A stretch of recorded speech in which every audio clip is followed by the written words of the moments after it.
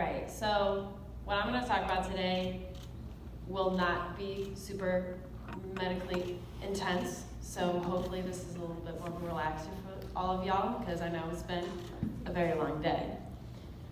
So, each one of us are here for the same reason. We've all been impacted by osteosarcoma. You are either a warrior, family member, or friend. Each perspective has their own set of heartbreaking challenges. I've had the pleasure of being all three. But another group that I would like to thank for coming are the researchers. I appreciate all the time and dedication that you have contributed towards making it better for patients and survivors like me.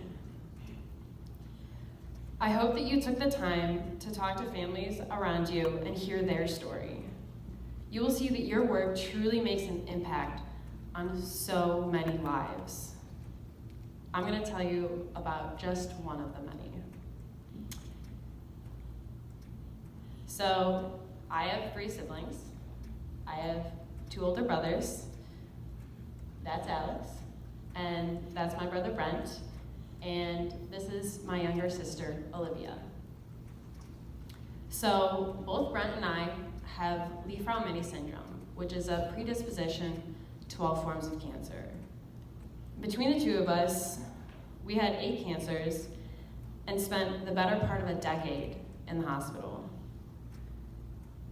Our story is definitely long enough to fill a whole entire novel, so I'll kind of focus on the big parts.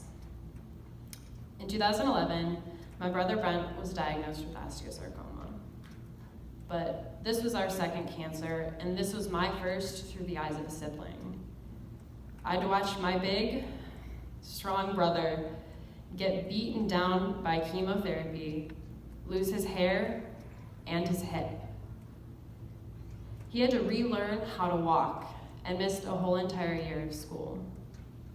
In the midst of this, we discovered my first brain tumor at age 9. Suddenly, my parents had half of their kids in the hospital. Yet, I thought, oh, I have a pretty easy treatment in comparison to my brother. I should have to go through brain surgery.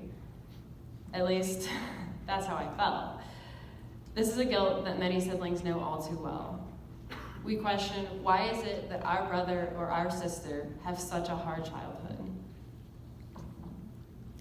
So many of my childhood memories take place in a hospital setting. In 2012, we spent my little sister's 4th birthday in a tiny Sloan Kettering hospital room, decorating the yellow isolation gowns with flowers to look like dresses. This was after my brother had undergone an 18-hour surgery. We were told by every doctor that we spoke to that Brent was going to lose his leg. That was how it was going to be. But we wanted to make it better for Brent, and we traveled from Ohio all the way to New York to go to Sloan Kettering to do so. Dr. Healy, you saved my brother's leg and you gave him the ability to walk. Thank you for your incredible work. You definitely made it better for my brother, and it was so meaningful. So I'm going to fast forward through the next couple of years because it was filled with many, many medical considerations. There were lots of surgeries. Brent got metastatic melanoma and then got leukemia and had to do a transplant. My older brother, Alex, was thankfully a perfect match, and I joined them in the hospital with a recurrent brain tumor. That was a stellar summer. Later, Brent got necrotizing fasciitis, and Alex was kind enough to give him some skin on top of those stem cells. We Ramers thought that we had seen and done it all. Then, in the summer of 2017, I got osteosarcoma. As soon as we had this news, Brent relapsed with AML, a cancer caused by the chemo that I was signing myself up for. But I dyed my hair purple, he dyed his blue, and we both started treatment.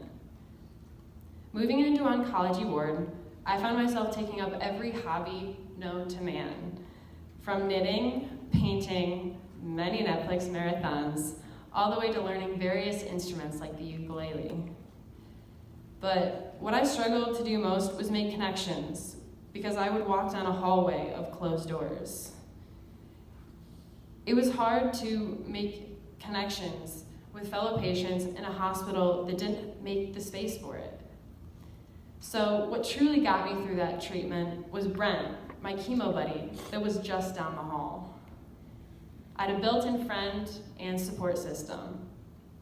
He was the only person that could really understand all the hardships that came with cancer as a teenager. And also, high school students feel very self-conscious and different from their peers at least once. My differences were quite obvious as I walked the halls with fake eyebrows and big scars. My biggest insecurity was being the only bald person, aside from my assistant principal, of course. But Brent had been through those awkward interactions and could guide me as I followed in his footsteps. He could understand the little things. He could understand the frustration of not clearing your chemo quick enough to go home for the weekend.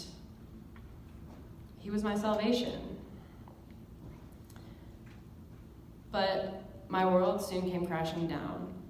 On December 30th, 2017, I lost Brent to that aggressive leukemia.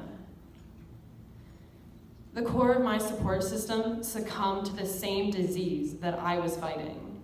My big brother, the inspiration that always encouraged me and kept me going, has suddenly vanished. 3 days after his funeral, I returned to the hospital where Brent and I had spent years receiving treatment together. But this time, I was alone.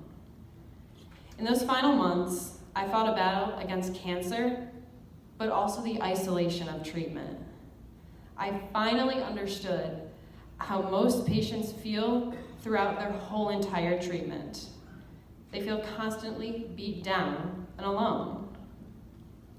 I struggled to mourn my brother's death while there was a constant parade of white coats coming in, concerned about my physical health. At the end of therapy, a second lesion was removed from my leg. It was metastatic osteo, but thankfully I remain NED. It was in those lonely stretches at that hospital that I suddenly started to feel alien and lost my confidence and my positivity. But I also solidified my determination for nursing. From the time of my first brain tumor, I knew I wanted to go into pediatric oncology nursing. But my passion for that work was forged in my later experience when I realized that most people don't have their Brent, the Brent that I had for guidance. By taking this path, I give my story and I give Brent's story a purpose. So I ask that each one of you find your purpose in this effort, using your position, your unique skills and talent to make it better for others. I look around the room and I see so many examples.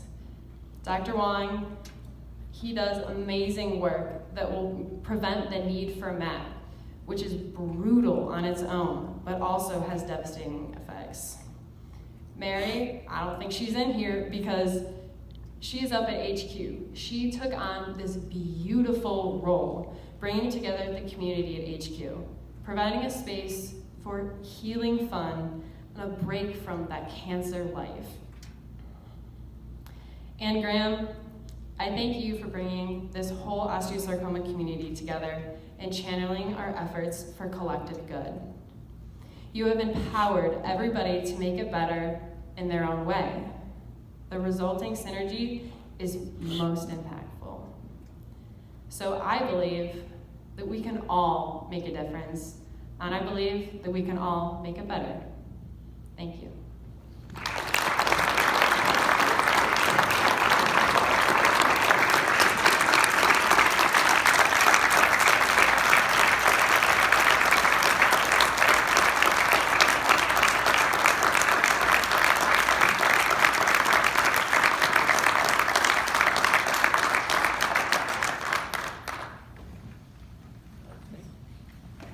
I think we get to sit down